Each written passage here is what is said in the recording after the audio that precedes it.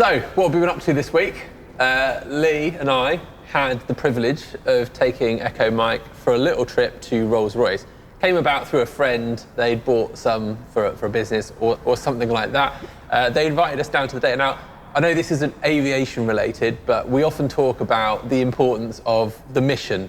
And, you know, we know that statistic, 90% of PPLs lapse before their second year renewal. It's important to keep the mission going, right? Yeah. I think it's a great example of something you could only do because you had the aeroplane. Mm-hmm. Yeah, we physically couldn't have got down there in time. Oh, well, that's not strictly true, but we would have had to leave, basically not gone to bed. Woke up at 3 a.m, headed down there, wrestled the M25. Yeah. Because it was a weekday. It would have been hellish, but thanks to Echo Mike and the capabilities that it provides, it was fun. The entire thing was fun. It was really good fun, and unfortunately the audio in the cockpit wasn't working because we had some great backwards and forwards. We even reviewed some special chocolates we got when we were there. I'm sorry you missed out again. That's why I've got the sunglasses on, because I'm crying. Anyway, let's see how the day went. Morning. So we're all dressed up today because we're going to Goodwood. We're going to go race some Rolls Royces, courtesy of them. Not really aviation related, but we thought we'd do it anyway. Today we're flying with another plane. We've got the Bonanza, being piloted by Mr. Will Senior.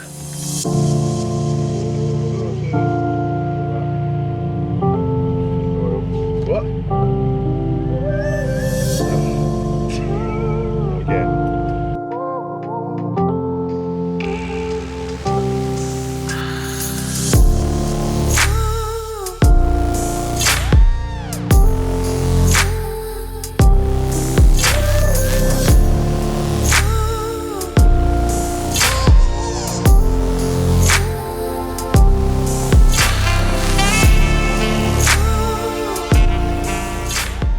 Unfortunately, the audio on the GoPro wasn't working for what was pretty much a perfect flight.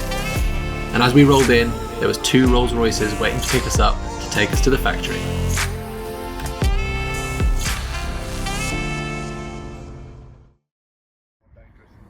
The Rolls Royce building's pretty impressive, and believe it or not, every single Rolls Royce that's manufactured comes through this facility in the UK. Enjoying the Rolls Royce pastry? It's delicious. Has it got that Rolls Royce quality? No, I assume they get them in from Greg. Yeah, let's have a look. One of the ladies will do a picture of all of us. Oh, it's wonderful. What are we doing now? Going on tour.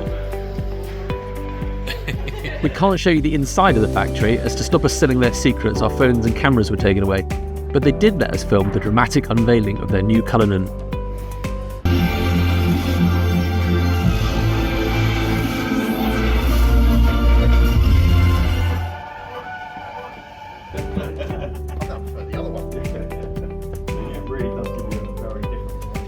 Captain Will's pondering what colour choice he's going to go for. Now Lee's found a pastime that he can enjoy. There it is, look, the shooting star. There's the shooting star. Right, we go in? Celine Dion's on. Me and Dion's on Prime, look. Oh, no connection. Don't get internet included. Oh, my Range Rover, for goodness sake.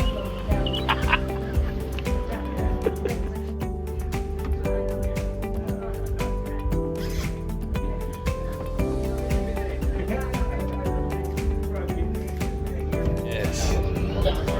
Where's the whiskey?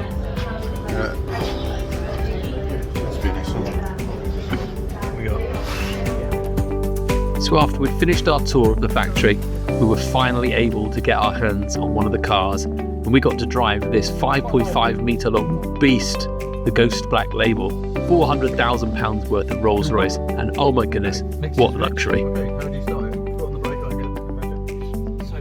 Lee, can you turn around and assure me that you know how to drive? Steering wheel, go and stop. I think we're good. pretty much it. I'll give you no guarantees about anything.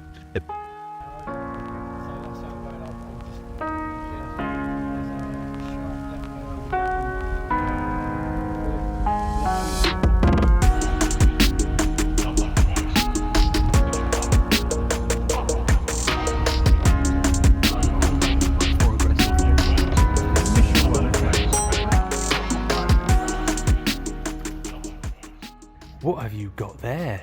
I don't know, I haven't opened it yet. Just about to find out. Goodies, what's in it?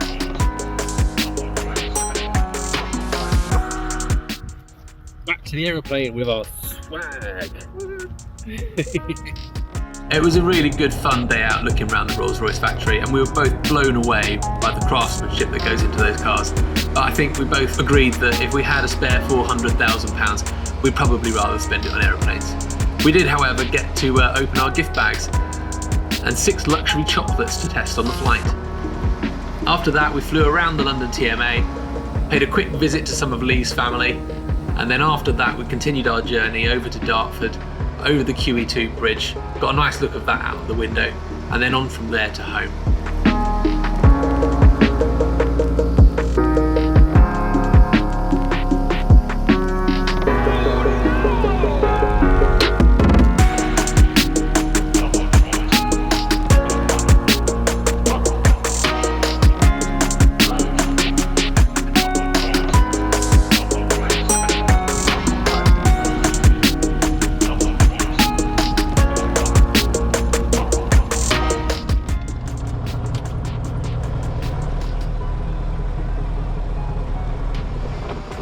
Home sweet home. Home sweet home. Oh. Yes, sir.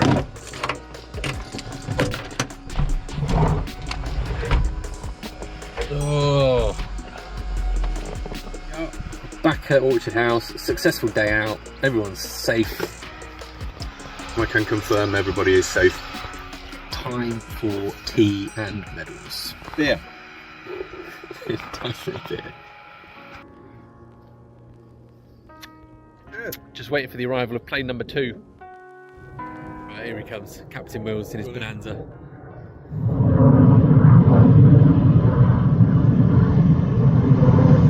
Oh, sketchy. That's a go around, surely. No? Brakes. Oh!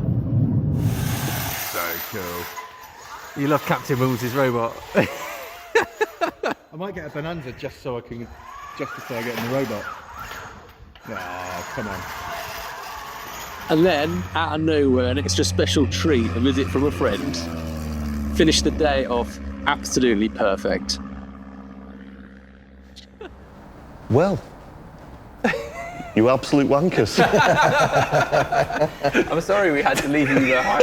It was really good fun, and I should probably explain that the reason that we were laughing at the Bonanza landing at the end there was because for some reason the windsock was all over the place. So when he actually landed, he attempted it with about a 10-knot tailwind. So that's why he was floating down there, and we were. I think this is one of those very few occasions where we can actually blame the equipment, because the windsock is in totally the wrong place. It's shielded by a tree line and quite a large building. Oh no! So whilst the sock shows variable, it was obvious by everything else that he had a 10-knot tailwind. And even in a Bonanza, that was challenging. So it's a really good point actually. When you fly into farm strips or little private strips, you sometimes find that, don't you? Not everything's really where it should be. Yep. And don't be afraid of flying into a farm strip, because that's half of the country. And Oh, do yeah. you know what? Overall, out of the day, yeah. everything went pretty much perfectly. The only other one thing that we had, we'll probably do a different video on this, was a bit of fuel anxiety, and I'm a bit gutted that this didn't pick up on the in-cockpit recorder, because it's a new plane.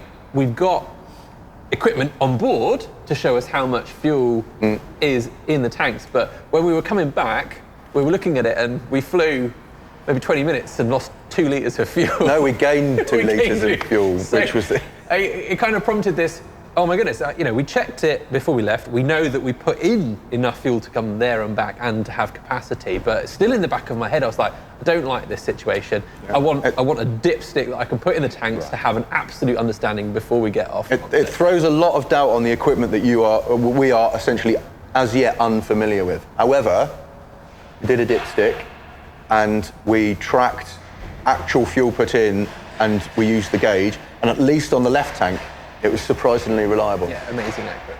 I think we're going to do one on fuel management. Yeah. Which I think would be really interesting. I can tell you in that one why you found a couple of extra litres in the tank. I can't wait to hear all about it. Oh, wow.